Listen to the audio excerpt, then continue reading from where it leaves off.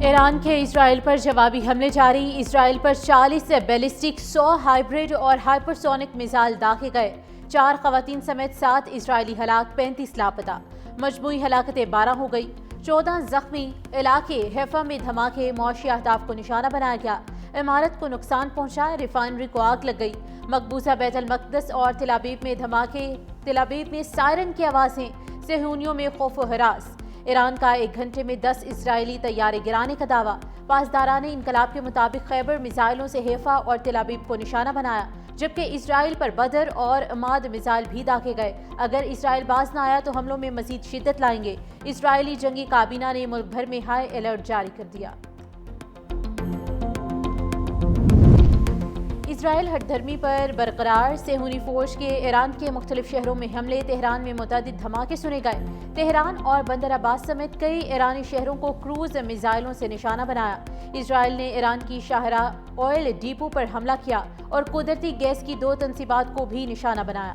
دوسری جانب اسرائیل کا یمنی فوج کے چیف آف سٹاف محمد عبدالکریم کو شہید کرنے کا بھی دعویٰ۔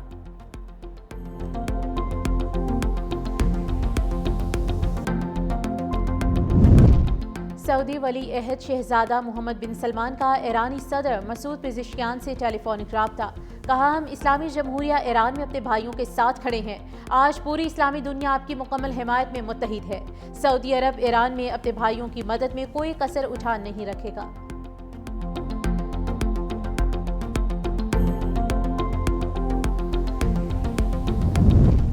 ایران اور امریکہ کے درمیان آج ہونے والے جوہری مذاکرات منسوخ۔ عمانی وزیر خارجہ نے تصدیق کر دی۔ کہا، پائیدار امن کے حصول کا واحد راستہ سفارتکاری اور مذاکرات ہیں۔ اسرائیلی حملوں کے بعد ایران نے امریکہ پر دوگلی پالیسی کا الزام لگاتے ہوئے کہا تھا کہ بات چیت کا دعویٰ اور اسرائیلی حملوں کی اجازت ساتھ نہیں چل سکتے۔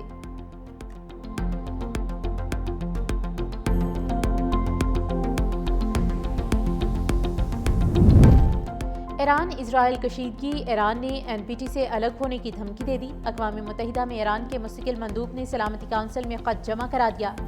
سعید ایروانی کہتے ہیں کہ برطانیہ، فرانس اور جرمنی نے پابندی لگانے کی کوشش کی تو این پی ٹی سی الگ ہونے کا اقدام اٹھائیں گے۔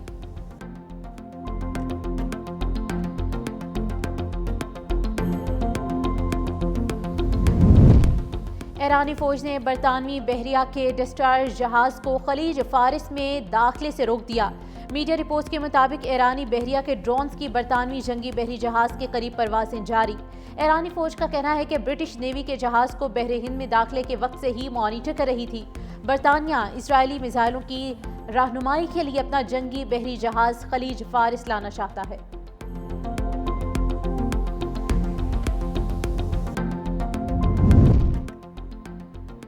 امریکہ نے یوکرین سے دفاعی نظام مشرق وسطی منتقل کر دیا۔ امریکی وزیر دفاع نے میزائل اور دفاعی نظام مشرق وسطی منتقل کرنے کی تصدیق کر دی۔ کہا، خطے میں اپنے لوگوں کو بچانے کے لیے تمام وسائل بروئے کار لا رہے ہیں۔ یوکرین کے صدر زیلنسکی نے کہا کہ یوکرین بھیجے جانے والے 20,000 میزائل مشرق وسطی بھیج دیے گئے۔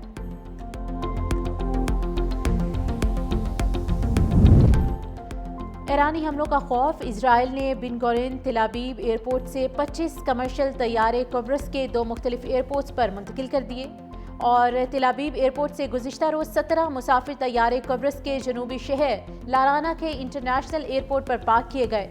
تل ابیب سے اڑان بھرنے کے بعد مزید 8 کمرشل قیمتی طیارے قبرص کے پافوس انٹرنیشنل ایئرپورٹ پر اتارے گئے۔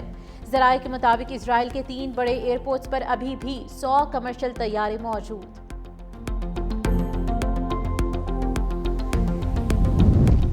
اسرائیل اور ایران کے مابین جاری جنگ کے باعث 2 دن میں دنیا بھر کی 6,000 پروازیں منسوخ۔ ایویشن ذرائع کے مطابق ایران اسرائیل جنگ کے بعد سب سے زیادہ اسرائیل کا تل ابیب ایئرپورٹ متاثر ہوا۔ دمشق، بغداد، تہران، بیروت اور عمان کو کوئن ایئرپورٹ بھی مسلسل بند۔ اسرائیل کے تل ابیب ایئرپورٹ سے 44 ممالک کے لیے یومیہ 100 ایئرپورٹس کی پروازیں آپریٹ کی جاتی ہیں۔ اردن سے 40 ممالک کے لیے 81 پروازیں روانہ ہوتی ہیں۔ شام اور ایران کی فضائی حدود مسلسل بند ہونے سے سینکڑوں پروازیں منسوخ۔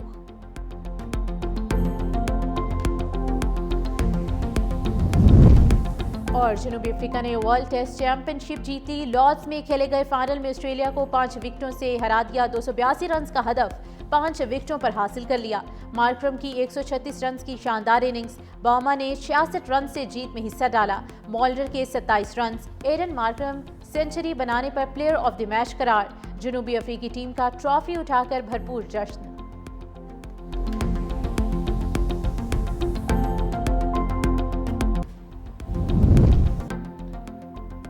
भारत की ईरान इसराइल जंग पर दोगली पॉलिसी, शंघाई ताउन तंजीम में ईरान का साथ देने से इनकार, SCO की इसराइली जारहियत की मजम्मत, भारत का लाताल्लुकी का ऐलान। भारतीय वजारत खारजा ने कहा, भारत इस बयान पर होने वाली बहस का हिस्सा नहीं, दीगर रुकन ममालिक को अपना मौक़िफ़ पेश किया था। इसी तनाजुर में SCO के बयान से लाताल्लुकी का इजहार करते हैं।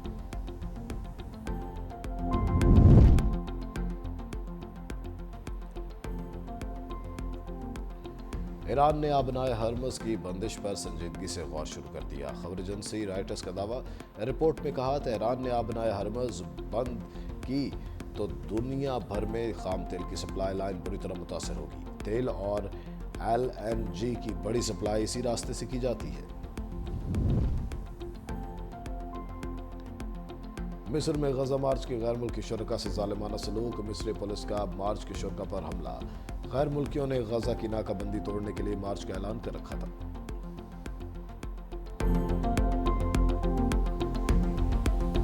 इजराइल के साथ जहां जहां भी इस्लामी दुनिया में ताल्लुकात हैं उनको मुनक़ता होना चाहिए। बच्चों के कातिल, ख्वातीन के कातिल, फलस्तीन की तबाही के जिम्मेदार, उनके हाथ मुसलमानों के खून में रंगे हुए हैं, उस हाथ को झटक देना चाहिए। अल्लाह के फजल से पाकिस्तान एक अपने ट्रेडिशनल स्टैंड पे रोजे अव्वल से खड़ा है, मजबूती से खड़ा है कि हमने इजराइल की स्टेट को ना रिकग्नाइज किया, ना उसके साथ ताल्लुकात बनाए। ख्वाजा आसिफ का इसराइली जारहियत पर मुस्लिम उम्मा को इंतबा, कहा मुस्लिम दुनिया मुत्तहिद न हुई तो सबकी बारी आएगी। इसराइल ने फ़लस्तीन के बाद यमन और अब ईरान को निशाना बनाया। मुस्लिम ममालिक से इसराइल के साथ ताल्लुकात ख़त्म करने का मुतालबा। बोले पाकिस्तान इसराइल के हवाले से अपने मौक़िफ़ पर मजबूती से खड़ा है। मुस्लिम ममालिक को इसराइल के मुकाबले के लिए मुश्तरका हिकमत अमली बनाना होगी। हमारा ईरान के साथ रिश्ता देरीना और बेमिसाल है, मुश्किल घड़ी में अपने ईरानी भाइयों के साथ है।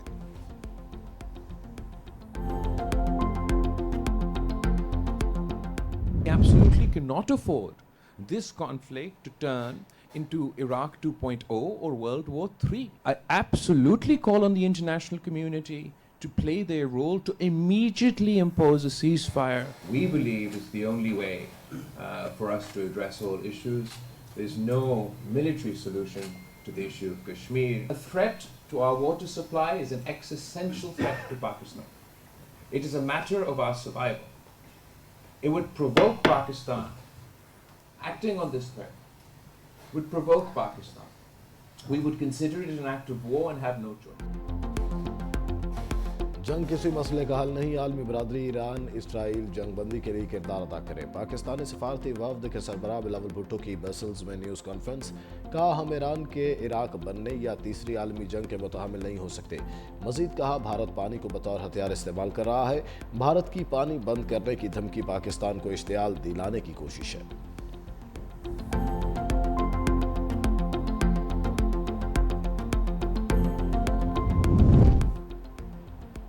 इसराइली जारहियत के खिलाफ ईरान को दिफा का हक है। वज़ीर इत्तलात अताउल्लाह तारड़ का दो टोक पैगाम, कहा ईरान के साथ इजहारी यकजहती करते हैं, उनके गम बराबर के शरीक हैं। अक़वाम मुत्तहिदा की सिक्योरिटी काउंसिल में ईरान का दिफा किया। ख़त्ते में अमन कायम करने के लिए दुनिया पाकिस्तान के किरदार को मानती है। फ़लस्तीन के निहत्ते मुसलमानों को भुलाया ना कभी भुलाएंगे। फ़लस्तीन के निहत्ते मुसलमानों का खून रायगा नहीं जाएगा। कोई ऐसा फोरम नहीं जहाँ फ़लस्तीन की आवाज़ नहीं उठाई।